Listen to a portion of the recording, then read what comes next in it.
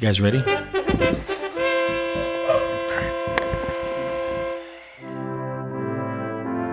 Hey folks, welcome to Film Photography Podcast, top of the month. Top of the month to you. That's right, that means it's time for the Millimeter Show. What show? And on the Millimeter Show, we talk about movie film. And as I always say at the top of every month, as I always say... Top of the month to you. People think it's like, what do you call it, a court? A sound effects court? It is. Mike's actually just poking Owen with the stick. Right. So if you're tuning in and you shoot film, 35 millimeter, 120, large format, medium format, stick around. You may enjoy our chitter chatter about movie film because to me, I say this every month, to me it's the same thing. You just running film from a camera faster. That's it. You still have to expose it. You still have to set your lens. You still have to meter for it. So if you're shooting a still or movies, to me, same. Hopefully you'll feel the same way. Think about this. Maybe one day you want to shoot stills on a movie set. Mm-hmm. And that's a good topic for the future. Like this, they used to sell blimps. Oh, yeah. Blimps for the... Okay, we'll talk about that. Anyhow, top of the month. Top of the month. And I'm here. My name is Michael Raso, and I'm here with Mat Marrash. Hey, how's it going, guys? And Mr. Owen McCafferty. Hey. And I thought we'd open up this show with this package that came in. Oh, who's this from? Well, we're going to see. There's some clues as to who it's from. Oh, yeah, okay. Ooh. This is like a deluxe package. So not only is it typewritten, hand-signed. There's baggies in there. There's a goodie bag, and there's also prints. What is going on? All right, hold on. Is this approved stock, Mike? This doesn't look like Professor. This doesn't look Professor approved. I was going to say that he needs some onion skin there. Yeah. I don't know what kind of paper it's typed on. Okay. This is a hand-typed letter from Brian Seapack. Definitely a member of the Millimeter Club. I guess. Absolutely. Is that true? I think we have so. to check our records. Check the records. Yeah, I'm pretty sure, though. Dear Michael Raso, FPP gang, per my recent email, please sign me up for the Millimeter Club. I suggest not going by MM Club. Disney might take offense. Maybe we should call ourselves Millimeter Consortium. Oh, the Mickey Mouse Club. Screw Big There's D. no ears. We don't have any mouse ears anywhere. Now, if we did say Millimeter Club and we used a vintage camera, like a Mitchell with the ears, gone. Yep. The mouse would come down very hard. But I can see that. I have a general concern regarding filmmaking. My Keystone A7. Me too. Why am I doing this? It's expensive. What are we doing here? My Keystone A7 has a 1-inch C-mount Wallensack Cine Velostigmat f2.5 25 millimeter. A 1-inch. That's a standard lens. Probably standard. How pristine should a Cine lens... Oh, this is going to tie right into our topics, Mike. How pristine should a Cine lens be? When I remove the lens and shine a light source through it, I see a lot of micro dust particles within the lens elements. It's probably an 80-plus-year-old lens, so I'm not really that surprised. I'll bet that my lens is no different than any vintage lens sold on the internet. Are these vintage lenses serviceable? Is this a critical problem for filmmaking? Best regards, Brian. P.S. Enclosed are a few 135 film rolls that are expired. I'm sending these to you for canister reuse. Oh. Hey, let me see that. Let me see his typing work here. It's pretty good. There's some corrections, some scratches. Oh, we need to send Brian some white out. Okay, I think that goes with the next letter. Oh, this is... Okay. You're combining letters. I am. All right. Let's see what we got. Oh, cyanotype. Is this from... No, it's not, but who's that from? Who's that letter I don't from? know. I don't see a letter. Oh, this is the letter. The print is the letter. My God, Mike's just throwing me these things. It's a bag of stuff. So the patches came with the letter. Oh, okay. Oh, okay, so this is... Do you want to toss the patches to Owen so we can examine them while we read the letter? Mitts on them. So these patches seem very familiar because they are familiar. This comes to us from maybe the original, the person who gave us the idea for the Millimeter Club, Courtney Cole. That's right. Hot sauce. FPP Millimeter Club member number 1. Mike and the gang. I had a blast shooting my second roll of 16 millimeter film. I shot it in a $12 flea market Keystone A7 camera. It turned out that I threaded the film wrong twice. So there are 2 Scotch tape splices along the way, and it'll add character to the final cut. Glad you guys liked the Millimeter Club patches I sent last time. I put some more film-related patches in this time as well. Thanks for making Double Perf available. The other side of this note is a cyanotype of a picture I took in Hollywood of the famous Cantor's Deli. Oh. Look at that. I like that. It's so funny. Yeah, let me take a look at that. That's a nice cyanotype. It's so funny that Courtney sent a patch that says hot sauce. Hot sauce. Because this year... Mike's all about these sauces, gang. Whoa. Look. Monster sauce. The hot sauce. Good enough to raise the dead. Oh, Heat excellent. intensity 3 out of 5. 3 out of 5. That's not bad. It's Courtney sent a patch that says hot sauce. There's 2 of them here. Hot sauce. We got and this is like your classic red and green. Yeah. So FPP has introduced a monster hot sauce to tie in with our whole monster line of films. Hey, is this Bobby approved? Probably not. I could scan it. I've got more questions, but keep going. So the monster films are based on our 16 millimeter emulsions and our 888 black and white emulsions. So I haven't had the audacity to brand movie films like Dracula. Yeah. I mean, to take the corresponding, like Frankenstein, Wolfman. We sell Wolfman. We call it Cine 16 black and white. Yeah, 100. but the branding doesn't carry over. Brand doesn't carry over because I feel that millimeter shooters are going to scoff at it. Mm-hmm. Do you know what I'm saying? Like it doesn't. I don't know if it I'm shocked that it translates the monsters to still shooters. But if I carried the brand over, maybe we should do a special edition around Halloween. Maybe. Like a special edition. Oh, you know what you should do? What's that? Instead of doing monster films for millimeter, you should do Rankin-Bass characters for millimeter. Wanted, dead or alive, the terrible toy maker. Kris Kringle. Like, That's pretty niche. Yeah, but Rankin-Bass, unlike some of the classic monsters, which are public domain, so Rankin-Bass. you could do like Heat Miser. Yes. So folks listening, Rankin-Bass, if you look them up, they had a studio in the 1960s, and they did all of the holiday shows like The Year Without a Santa Claus, Santa Claus is Coming to Town, Rudolph the Red-Nosed Reindeer, and they were all like stop motion but This is going puppets. to turn into an episode of Hot Ones. The most Midwest thing I would do is I would eat my walleye with this. How's that? Okay. Yeah. You don't know. You ate fish. I have no idea. I don't know. But no, it's good. I like this sauce. This is a matte 1 and maybe a 2.5 for everybody else. Okay. It says It's 3. probably a 10 for me. They round it up, so it's a 3. Fair enough. Thank you, Courtney, for sending those patches Courtney. in. What patches do we have requested? Oh my god. Oh, we need a Potato King of New Jersey. All right, quick story. Oh boy, here we go. No, be real. Picture it, Sicily, 1910. So on my mother's side, the D'Aquila side, my grandfather was, according to the Jersey Journal, Which is a newspaper.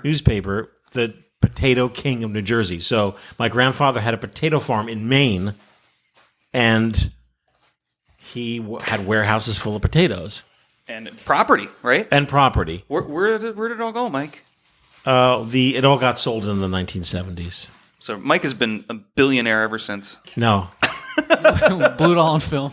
Well, it would make sense. How else can I produce this podcast? That's right. It's all potato money, big potato. But the big story about the Potato King, my grandfather, is that a man named Wise approached him to partner with him for a new idea he had called potato chips. Oh, He turned him down. Oh my god. Papa Spud, what did you do? Papa Spud. So maybe if that had transpired, I mean, it would have changed the course of Your life. No. You might still have hair. I may not even have a life. We wouldn't even know who he is. That's right. If That's my, if what my would happen. grandfather was truly the Potato King, a partner in Wise potato chips, maybe my mother wouldn't have married my father. Maybe it would have Right. changed the course. Of course. I may not even exist. Right. So if I go back into time, talk to my grandfather, be like, hey, listen, do that deal. Yeah, But he doesn't know who I am. You start disappearing. I just, yeah. So that's why Courtney was like Potato King of New Jersey. But we're not. This is not an ask. I don't. It's even, a demand. I don't even. If you want to stay in the millimeter, club, Right? I don't know how Courtney. Like, do you make these? Do you I think it's like? a machine.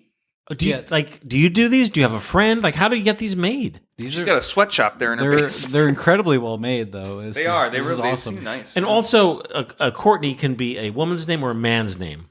We don't know if you're a man or a woman. We don't care. Or in between. Yeah, or none of the above. We don't know. And we don't care. But, that's why Owen will say she, I will say he, you'll say... Oh, did I say she? Yes. Oh, geez. I think I said she once. Oh. But, in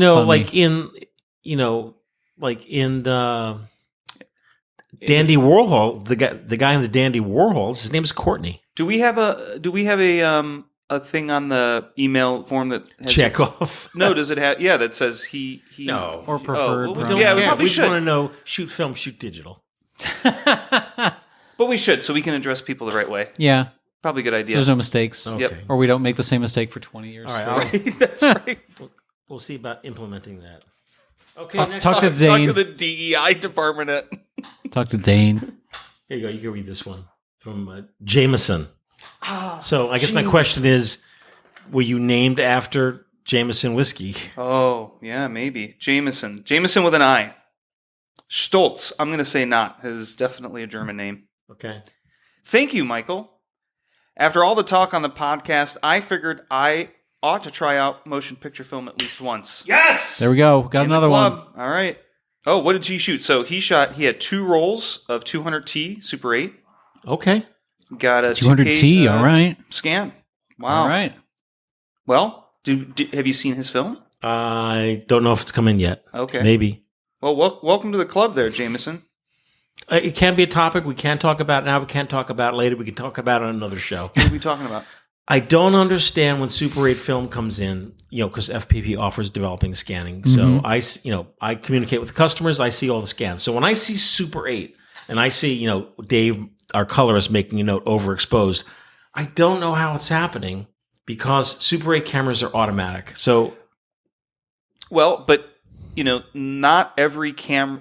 I mean, I was going to say not every camera is designed to be able to detect 200, although most are going to default to 160, which is perfectly close fine. enough, Yeah. right? But there's also a lot of older Super 8 cameras out there that aren't designed to They go stop to at like 160. 80 or 64 or something, right? There's also cameras that have the second button cell specifically for the Or auto there's that. aperture. Correct. And a person puts their AA batteries in their Super 8 camera. Oh, great, it works. Doesn't realize they did not power up their light meter. Right. So that So it just blasts the wide aperture open. would just be open the It whole would just time. be open. Yeah. And that's why outside you're And 200 again, that's something you find in older Super 8 cameras. When I say older, I mean I would say like pre-1972, 1973. Yeah. Podcast at filmphotographyproject.com if you have any comments about that. Somehow I feel like this is our first Millimeter Club show, but it's not. No, it just keeps going. Yeah, it never stops. Here's one. Let's see. Well, you didn't, There's Mike, no bad. You know what, Mike? Coming back in about the monster sauce. There is not a bad aftertaste. Oh, okay. So many hot sauces, they got that pukey aftertaste to it because it's just artificial. This is a really good sauce. We're I'll talking take about 10. hot sauce. And we're going to talk about the hot sauce again on the Stillville episode. So here's what's happening, folks. And I'm going to be saying this a few times on different episodes. Top of the month, Top of the month. Millimeter Club. Millimeter Club. Middle of the month, Middle of the month. Stillville, where we talk about still. And now I'm going to be, for 2026, I aspire to roll in the 20th of the month, Jersey Boys. 1, 2, 3, forget about it. Oh, Joyzy Boys. Good. Yeah, John That's is good. a little bent out of shape, John Fideli. I don't blame him. He feels left out. we miss He John. should feel left out. I tell you to bring him every time, and you're like, Yeah, no. you need to bring him. He was. I sick told you he this- called me the other. Yeah, day, yeah, right? yeah. Crazy. He's running the school camera donation program. He's really He's digging in. He's getting back into it. Yeah. So no, we definitely need more He's John. skimming off the top, And- like a true Jersey boy. And like, how many letters do we get saying like I miss John? I A miss lot. John. So many. So this is from Yuri, and he said, "Hi Michael, I bought black and white reversal 16 mil double perf, 100 foot, 2 rolls, and one black and white negative 16 mil double perf. All films are somehow bent. It looks like they were slightly Great letter. ammed by some equipment. The problem is that such film doesn't auto load into my K3. I tried the old Ektachrome 7240 and it auto loads perfectly fine. Basically, I got defective films. What can I do at this point? Can I return and get my money back? Can FPP replace it with a good film? Thanks, Yuri. And sorry about the language. It wasn't, or the intonation. I'm sure they were just saying like, hey, what can we do here? And looks like you want to take it from here? This wasn't even that long ago, Mike. Anyway, you said, hi, Yuri. Thanks for reaching out. I'm sorry to hear you're experiencing issues with your K3. It's important to note not all 16mm films will auto-load in every K3 camera. The film itself isn't defective. For example, I also own a K3. Some film emulsions auto-load perfectly fine, while others require manual advancement. Here's a video I made demonstrating how to manually load the FPP black and white IR. Now, is this because we're talking poly versus acetate? Actually, no. It's the thinness of the film, though. But no, the black and white reversal he has is our Cine 16, so it's perfect. Oh, okay, so it's perfect. Yeah. So I was lying in bed one night, Yuri, and literally thinking of you, literally, a light bulb went on, like ding. I'm like, oh shit. Well, first of all, and I also say this a lot. I say a lot of things a lot, like what's for dinner, hey, where are we going tonight, things like that. Yeah. Never has there been anything wrong with the film.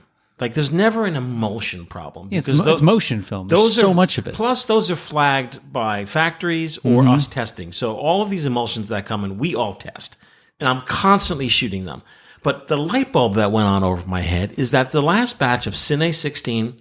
Black and white negative and black and white reversal. And you experienced this as well, Owen. The first few inches are like kind of crimped, and like literally when they come off the machine, they got crimped and they're little bent and folded. Only on the head, though. Not only on the head. Yeah. So I thought, oh, Yuri is loading in the dark, and he's not. He's thinking like the whole roll is like this. Oh, so it's just like snip the first couple inches. First, you feel it for the first couple of inches. Yep. And then you can feel exactly when it stops. Yeah. Clip that, then load your K3 or other Ebolex or... But that is specific to that batch. That batch, yeah. And I don't think... No, I think... Yeah. It was that batch. Whatever, however the machines were calibrated for that particular batch. I think I had one... Yeah, it was a black and white 100. I think all I did is I saw that and I went, huh, and I just like refolded it and just tucked it into, because my Aria, I just pop it in. But I would also say about the Krasnogorsk is that the auto load loop formers are notoriously problematic.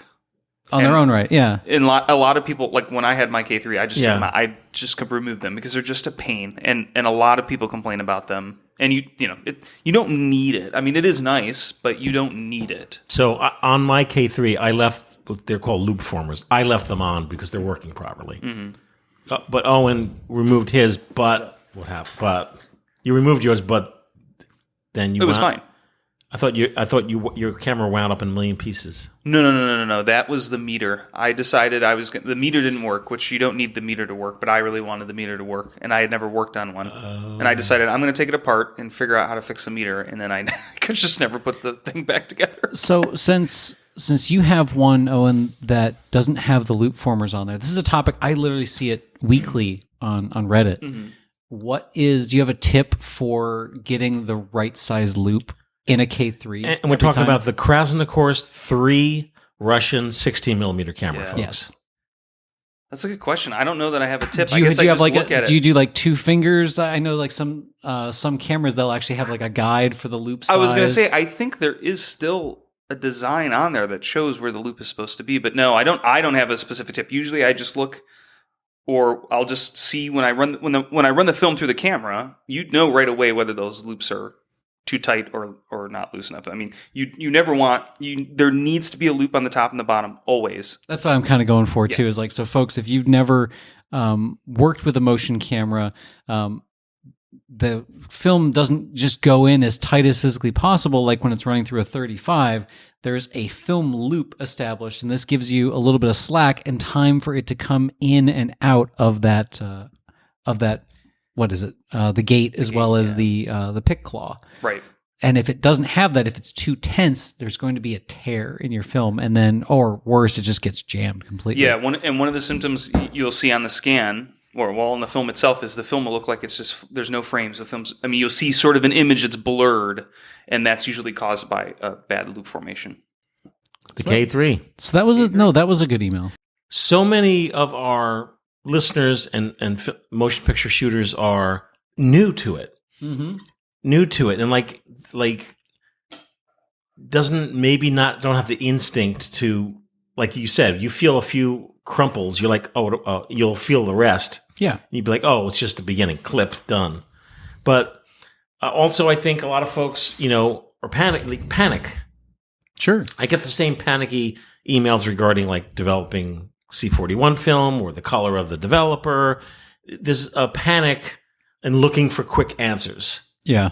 I have been shooting with the K3 for about a year now. I really, really love it. I think the hype is worth the hype if you can find one that works properly. Oh, yeah, absolutely. It's a great camera. It's a great camera. So podcast at filmphotographyproject.com. Since this is a holiday show, perhaps we should talk about Rankin-Bass for this particular show. That's up to you. Does fit. Does fit. Yeah, it fits. All right, we'll take a quick break and come right back. Where are we going? Okay. Maybe I can find like a TV spot for those Rankin-Bass. Oh, I'm sure. I didn't know Rankin-Bass did the Hobbit animated film too. They did, yeah. Yeah, they had it going. They were the big boys.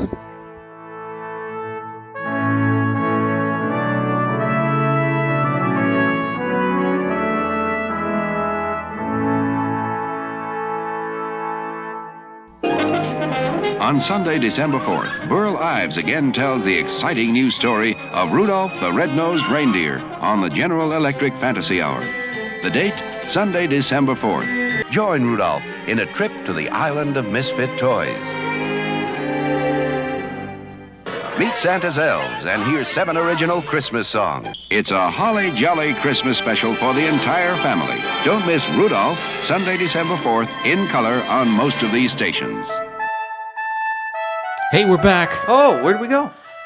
Hey, folks, this time of year, the warm, fuzzy time of year. Sleigh bells ring. Oh. I don't know where these programs air, if they're on streaming. I'm sure they are, but you can certainly pick up a Blu-ray or DVD of what's known as the Rankin-Bass holiday shows, and they are classics. Santa Claus is Coming to Town, Rudolph the Red-Nosed Reindeer, The Year Without a Santa Claus.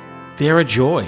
They are. And there's songs in them. Mm-hmm. Like, we are Santa's elves. Do, do, do, do, do, do, do, do, do, do. You know that one? I don't know that one. Oh, okay. Which one is that from? Do you know? That's from Rudolph. Because in that one... Wait, Rudolph the Red-Nosed Reindeer? One of them elves is Hermie.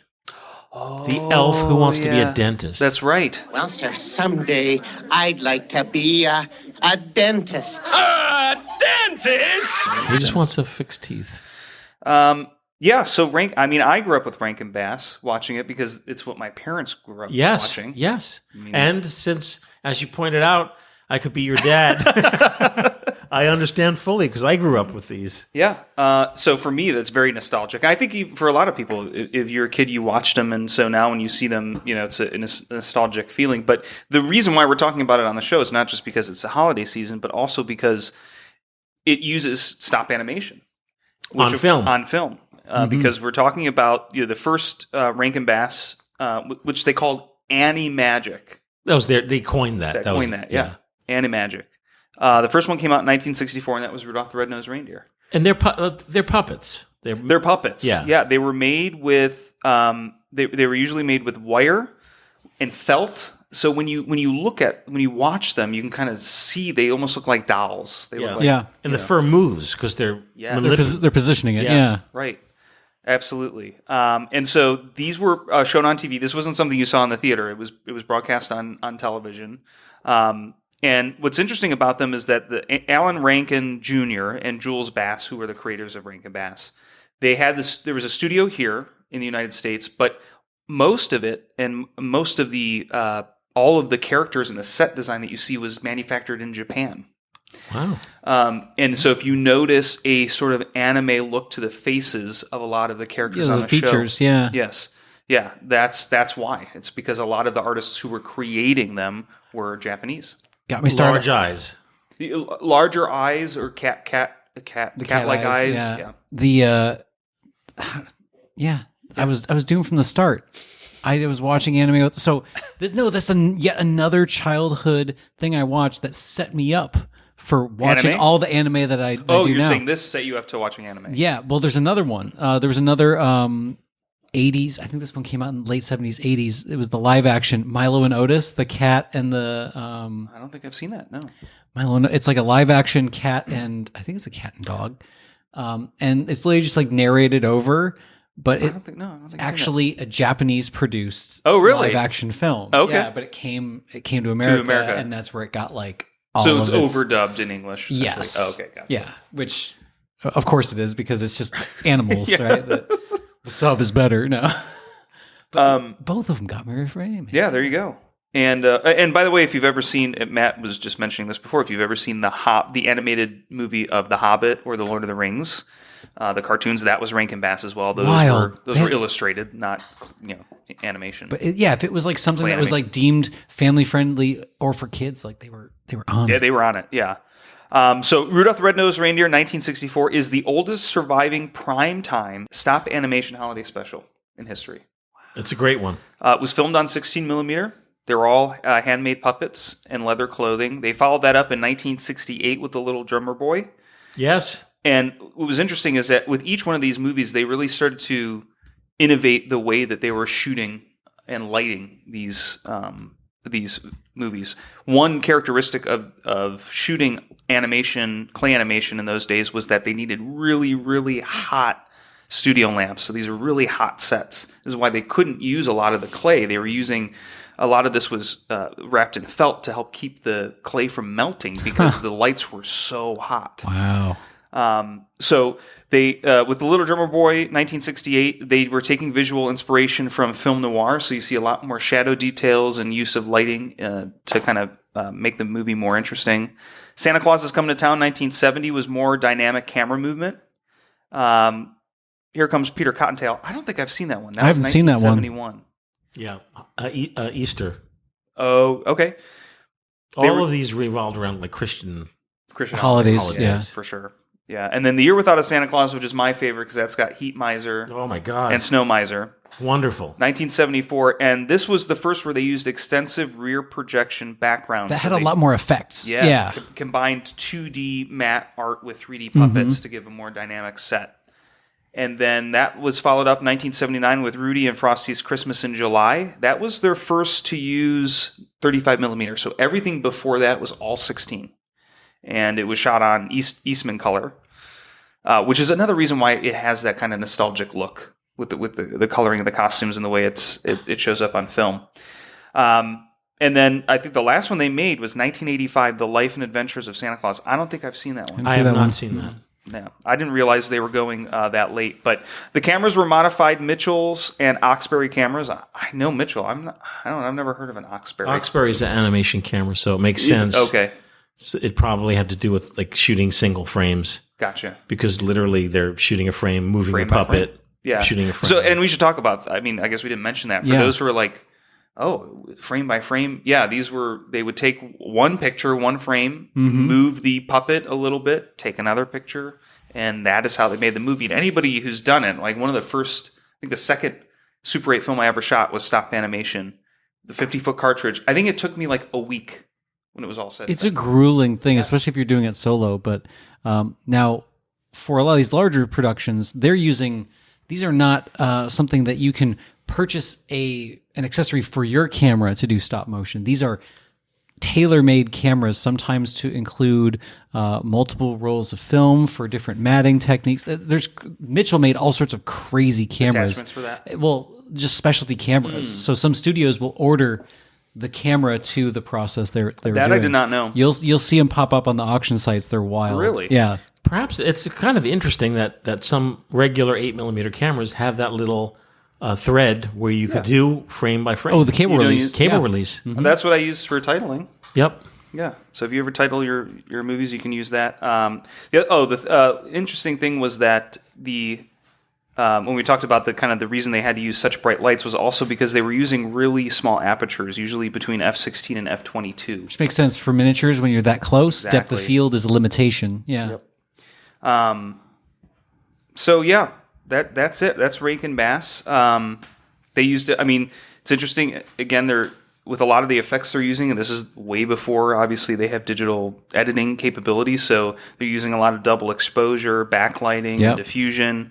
And then a lot of the effects were practical materials, using baking soda for snow to make it reflective of the light, and using sparkles and other things to try to make the set look more interesting. So, so that is... there you go, Rankin-Bass. If you've never seen them, like Michael mentioned, you can get the Blu-ray, but they're usually broadcasting on the major networks around nonstop. Yeah, nonstop. Yeah. You wish to give me a present? A toy? But knowing what goes on behind it too is if you've ever, struggled your way through even just stop motion on one reel of film, imagine doing that and then rolling it all back and maybe doing it again to layer effects. 25, 45 minute movie. I can't a imagine. crazy amount of work. That's why it took years and years between some of these productions. I was going to say, I didn't realize that, The Year Without a Santa Claus is 1974, and the first one was a decade earlier. Yeah, it takes a long time to pump those out. Crazy. And, there's no, is anybody doing, besides, Wallace and Gromit, is anybody really doing clay animation anymore? There might be indie projects, but there's not, studios that are just that's what they do. It's a real art form. We're gonna take a quick break, but before that, in The Year Without a Santa Claus, there's the Heat Miser and the Freeze Miser, and they're brothers, and they have the song. I'm Mr. Green Christmas. I'm Mr. Sun. I'm Mr. Heat Blister. I'm Mr. 101. They call me Heat Miser. Whatever I touch starts to melt in my clutch. Too much. I'm too much. Time to wake this show up. The Year Without a Santa Claus. Brought to you by the entire Burger King family all across America.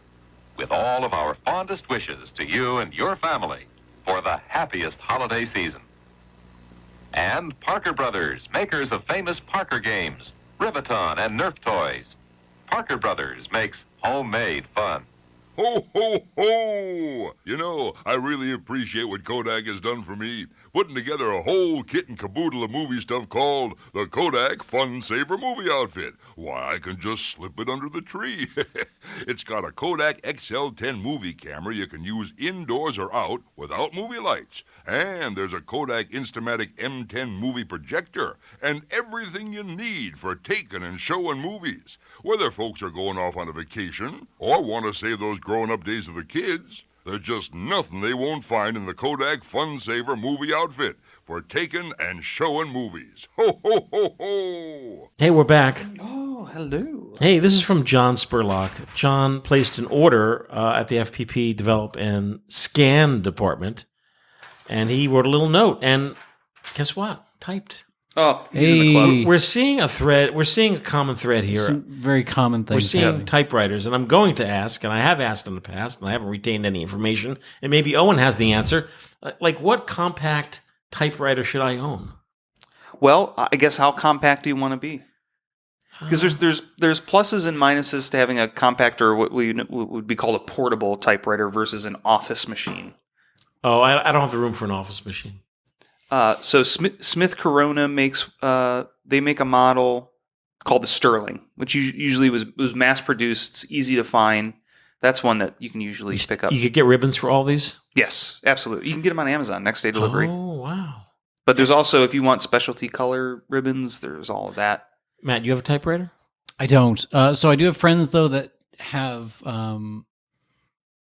I'm more into the stripped down word processor. Yep. So, okay. So they're little hand built mini computers that are literally built on a Raspberry Pi platform. Oh, okay. And that's tucked into a custom built keyboard. So it's literally just the keyboard and then a very tiny e-ink display. Oh. So it's kind of like they're like the modern versions of the old yes, and Smith there Corona are word there are processors. boutique made digital processors that are meant to emulate that early 80s experience. But no printer, right? It's just this. Just yes, the word digital file. processor. Okay. Yeah. So no. So, John... By the way, Michael, if you want a typewriter, I'll send you one. I've got about 15 of them in my basement. Oh, we'll talk. We'll talk. So, John says, hello, FPP. I think what you guys are doing is really cool, and I really appreciate it. This is the beginning of a new hobby for me, one I'm very excited about. Starts as a hobby, ends as an obsession, just letting you know. Without you guys, I doubt I'd be able to pursue it. This is my very first time ever shooting anything on film. Wow. So any advice, tips, or criticism would be greatly appreciated. Keep up the good work. Get a second job. That's my advice. Get a second job. And he is shooting with a Kodak Brownie turret camera with a scope sight f1.9. In the club, 100%. Approved. And he shot Vacation October 2025. He shot Cine 8 black and white 40. Oh, you can't go wrong. What a great combination. Start. It's a great start, and as far as I'm concerned, like the recommended stock because it's inexpensive and it's a great film. It works in almost any camera you can get. Yeah. Yep. Just slap it in. So, unfortunately, I don't have access to the file because it's going to take like some time to download. I was going to just take a peek. Yeah. To see how it came out because I don't recall. Even though I had looked at it when I sent him his link, I don't recall it. So, well, thank you, John. Welcome to the club. Yeah, we're thrilled to be here. And FPP sort of is like a catch-all in the sense that it's a one-stop shop. Even though we're not a commercial motion picture film lab, we're acting as a what? Liaison. Yeah. So we sell Kodak produced film. We sell Whitner Cinetech produced film. We brand our own film and have film made for specific reasons. And we offer a developed scan service. We do all the scanning in-house. And I'm able to shepherd someone's order. Comes in, I see it soup. I hold that roll of film's hand, soup to nuts, from the development process. Is that why my phone comes back all sweaty? It goes to the lab, comes back from the lab, goes into our scan department. I look at it before the link goes to the customer, and then I offer any comments regarding, if there's an issue, problem with the camera. And then I always say, hey, if you have any questions or want to share, any information about when you were shooting, I'll try to troubleshoot it with you. You ever put like no more film for you? No, so that would be what's known as from the Seinfeld show.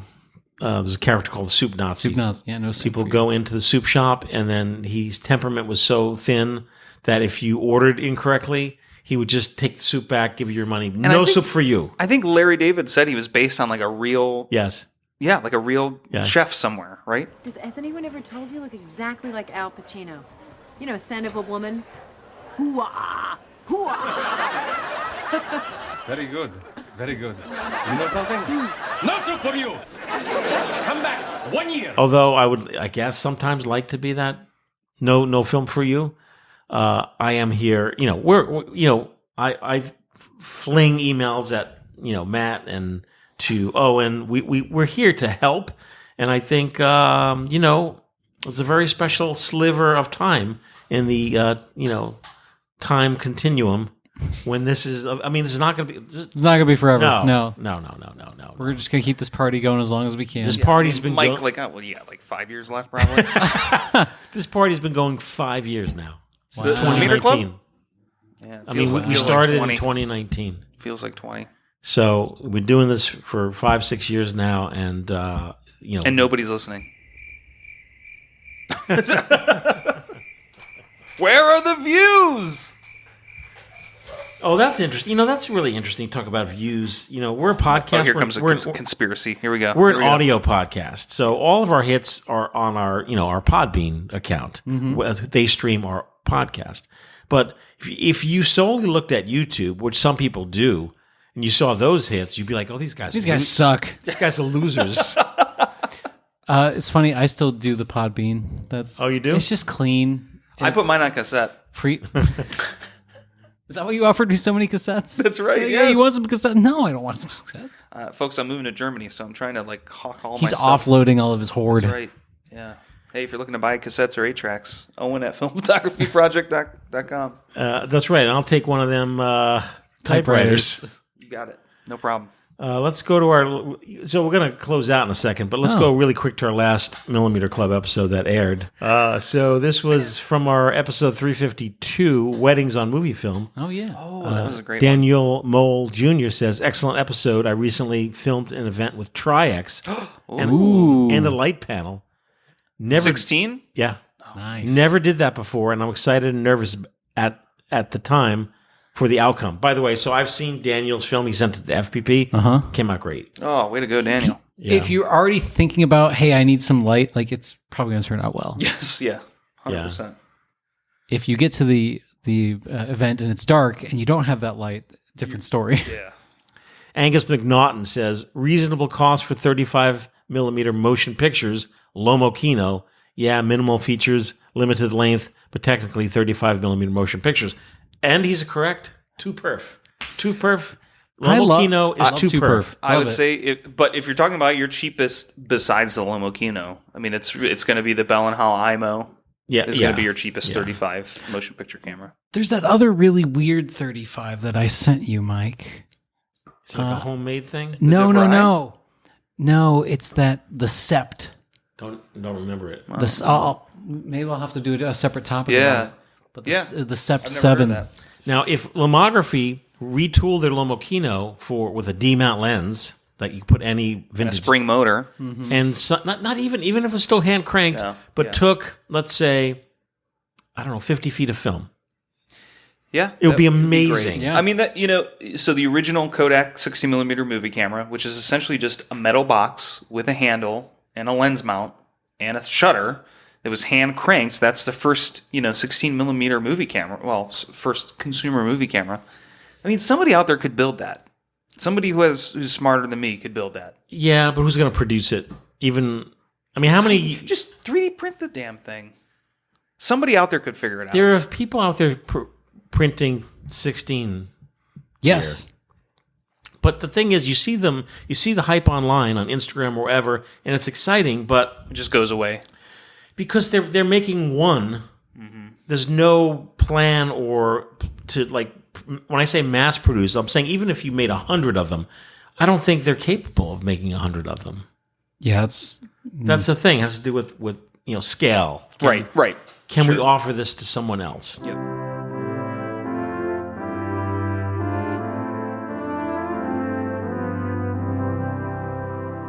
Podcast at filmphotographyproject.com.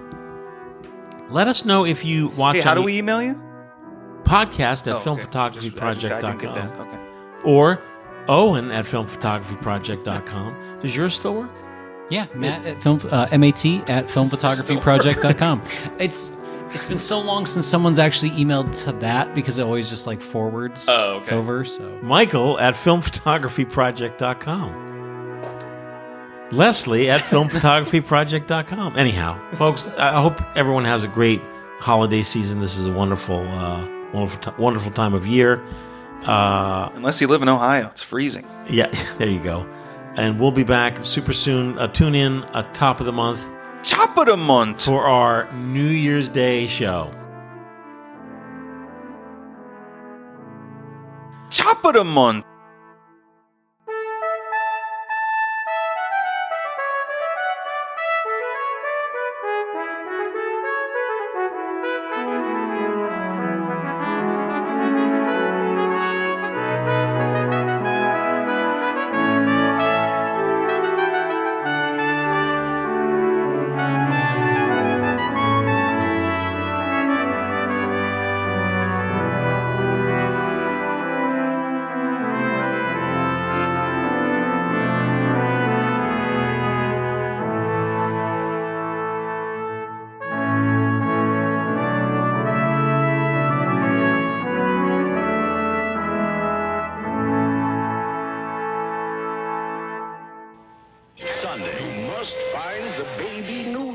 It may be December 31st forever unless Rudolph finds the lost baby New Year on Rudolph's Shiny New Year. Then, don't you have a tree?